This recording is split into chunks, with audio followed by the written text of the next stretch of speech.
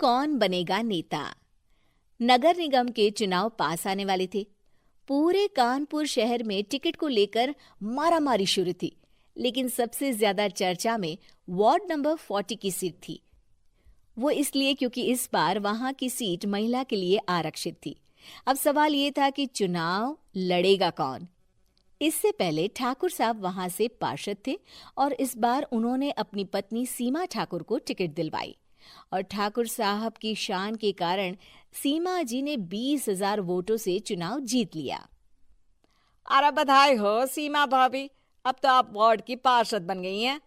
अब तो हमारे काम आप ही करवाएंगी। अरे ये तो सिर्फ नाम की पार्षद बनी है, वो तो महिला सीट आ गई, वरना पार्षद तो मुझे ही बनना था। अब भले ही चेहरा इसका होगा, लेकिन पावर तो मेरी ही होगी। अरे वाह भाई साहब, क्या दिमाग लगाया है आपने भी। आइए आप लोग, खाना लगा दिया है सबके लिए। सीमा जी पार्षद बन चुकी थी, फिर भी उनकी एक ना चलती। सारे काम ठाकुर साहब खुद ही संभाल लेते और जहां जरूरत पड़ती वहां सीमा जी का अंगूठा लगवा लेते। सीमा जी ज्यादा पढ़ी लिखी भी नहीं थी। एक दिन ठाकुर साहब और सीमा एक प्रोग्राम में जाते हैं। अरे ठाकुर साहब, आप आ गए। ओहो, पार्षद मैडम भी आ गई हैं। स्वागत है आप दोनों का। लगता है हमारे पार्षद फंड का सही इस्तेमाल हो रहा है। चलिए अब उद्घाटन करते हैं। ये लीजिए ठाकुर साहब कैची, आप ही सबसे पहले प्रवेश कीजिए। सब लोग आगे निकल जाते हैं और सीमा जी पार्षद होने के बावजूद भी पीछे खड़ी रह जाती हैं।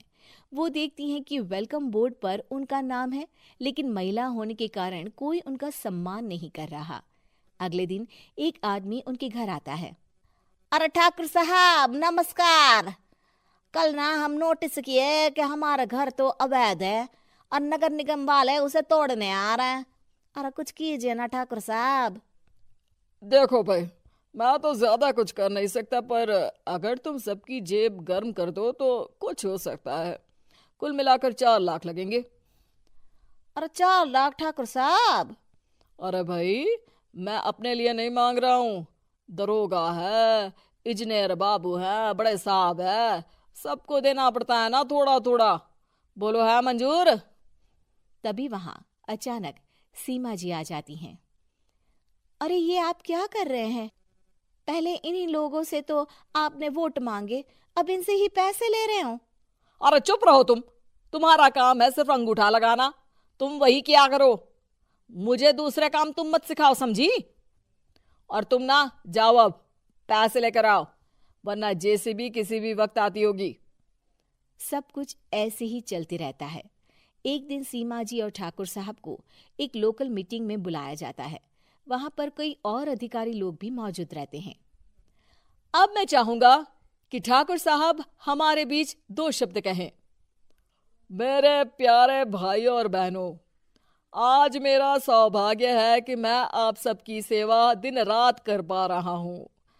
आपने मेरी पत्नी को भारी मतों से जिताया है, इसलिए मैं आप सभी का शुक्रगुजार हूं।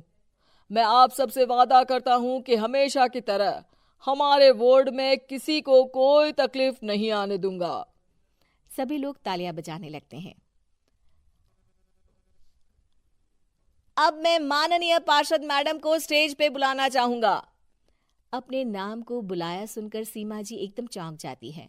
उन्हें बिल्कुल उम्मीद नहीं थी कि इतनी बड़ी जगह उन्हें मंच पर बुलाया जाएगा।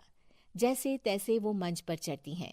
ऊपर जाते ही सीमा जी को सारी पुरानी बातें याद आ जाती हैं कि किस तरह उनके पति उन्हें कभी भी आगे बढ़ने नहीं देते और उनके नाम से गलत काम करते हैं।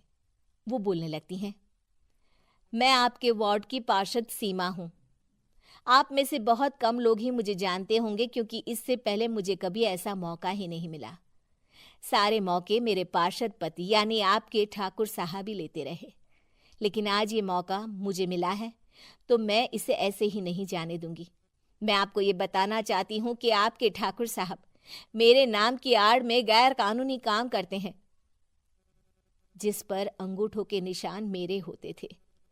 इसीलिए मैं अपनी गलती मानती हूँ और आज अपने पद से इस्तीफा देती हूँ, ताकि आगे से कोई गलत काम ना हो पाए। अब फैसला आप सबके हाथ में है कि आप हमें क्या सजा देना चाहते हैं। सीमा जी की बातें सुनकर ठाकुर साहब के चेहरे का रंग उड़ जाता है और वो शर्म से मुंह नीचा करके वहां से चले जाते हैं और पद से इस्तीफा देकर ही सही सीमा जी अपने आप में आत्मविश्वास महसूस करती हैं।